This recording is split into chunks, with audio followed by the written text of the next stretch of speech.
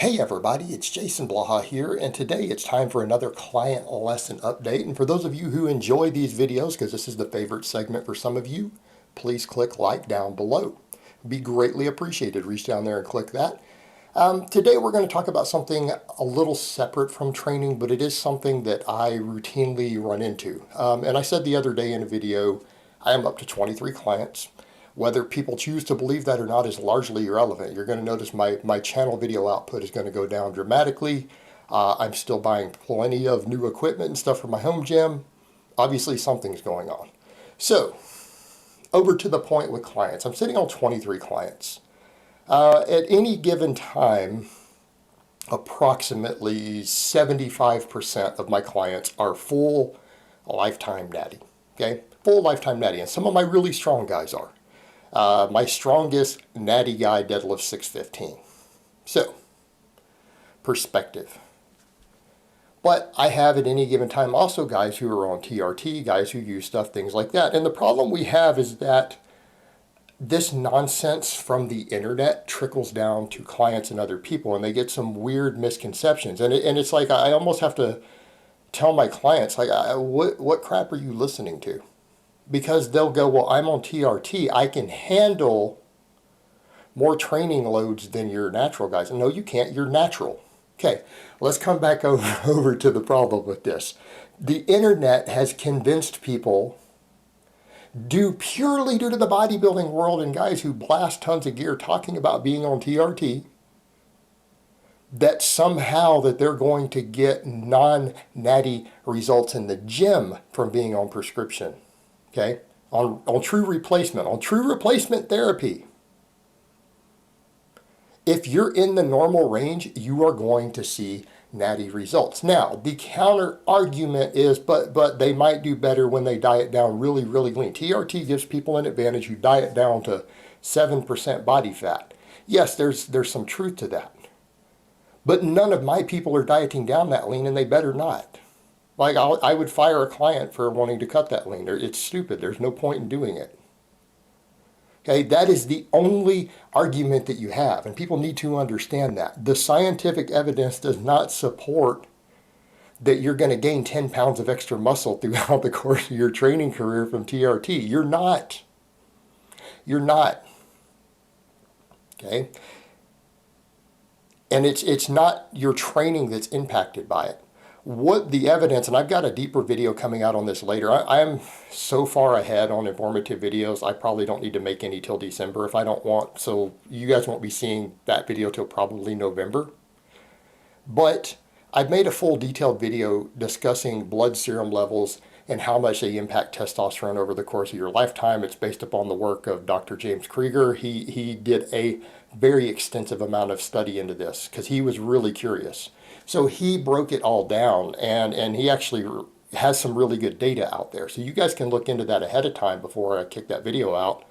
But realistically, what you're talking about, if you have clinically low tests, like you're at 250, and you double your testosterone up to the nice, healthy, robust range of about 500, over the course of your lifetime, and I'm talking the next several years, whether you train or not, okay? And I've tried to explain this to people, and even he said, yeah, the newest data suggests there is no synergy between testosterone anabolics and training. The stuff gives you this much muscle, and the training gives you this much muscle, and it's not 1 + 1 = 3. Okay, you would have gained the same amount of muscle from the substances, the testosterone, if you didn't train. Okay? The training adds X amount of muscle. The stuff adds X amount of muscle. They don't create a synergy. They're almost independent. There were some studies that suggested otherwise, but the data shows that just having X level of testosterone in your system over X number of months and years over the course of your lifetime will equal about this much additional muscle. And so someone who doubles it from that, you're looking at about 2 pounds of muscle. And you're not going to gain it all in 1 year. Okay? So if you had low test and you go on TRT, you're only going to gain a couple pounds of muscle from it over the next couple of years, and then it's going to level off. And then if you come back down off of it, you're going to lose that 2 pounds of muscle. Does that make sense? And that's separate from the muscle you have from your lifting. They're independent. And I know that may not make sense to you. Look a little closer at what I said. So the reality is my guys who are in the natural range say, but I'm enhanced. No, you're not enhanced. Okay. Yes, you're enhanced, but you're enhanced because you are sick and you're taking a medication that makes you normal. Okay, it's like the person who has low thyroid and they go on thyroid meds and then they think that their metabolism is going to be higher than a healthy person's. No, unless they jacked your thyroid up outside of the normal range, your base metabolic rate is just going to return to what a healthy, normal person is who doesn't have a thyroid dysfunction. It's the same thing with testosterone. You're not going to see extra gains. No, you don't have a recovery advantage. The problem, and I'm not going to name names because I'm trying not to start fights, but a very big YouTuber and public figure who you all know, who I used to be friends with, is a perfect example of someone who says they're on TRT, right? All right, TRT is like 100, 150 milligrams of testosterone a week. He admitted he gets prescribed 300. Okay, he's already double. You're outside of the normal range at 300 no matter who you are. On top of that, I know from private conversations with that guy that he uses up to 1.5 grams of nandrolone every single week when he wants to get bigger.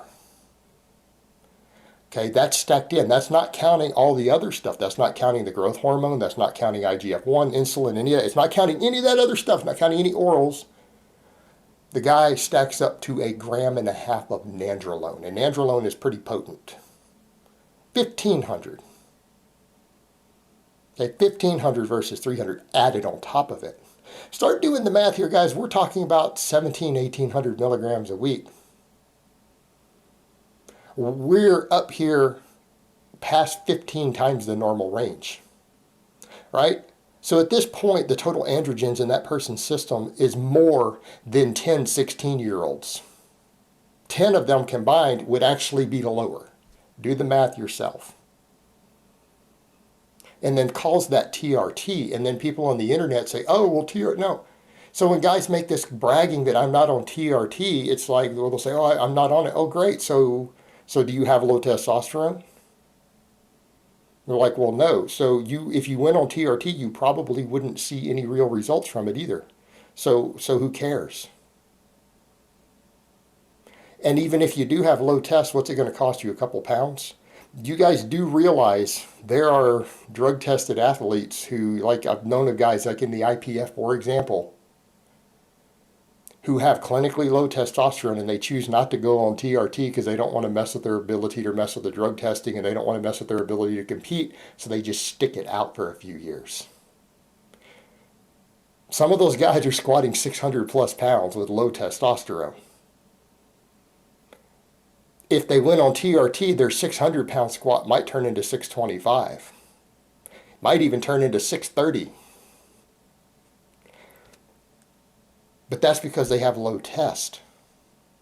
So the issue you have is that you're going to have clients and other people who have these ideas in their head that, oh, they're going to see all this magical muscle growth. No, you're going to feel a lot better. Your health is going to improve. Like if you prescribe this stuff by your doctor, your health's going to improve. Your sex drive's going to improve. Your depression's going to go away. You're going to be more confident. You're going to have all these things happen, but you're not going to gain 10 pounds of muscle from it. And the problem you run into is, again, I've had clients, and again, not trying to be mean, one of my former clients was on TRT, decided he wanted to cut and added Anavar in, and then he wonders why throwing in a tiny amount of R on top of his prescription TRT, why he didn't get roid-like results. I don't know, because I know girls who use more than that. I know 120-pound female powerlifters who use more stuff than that.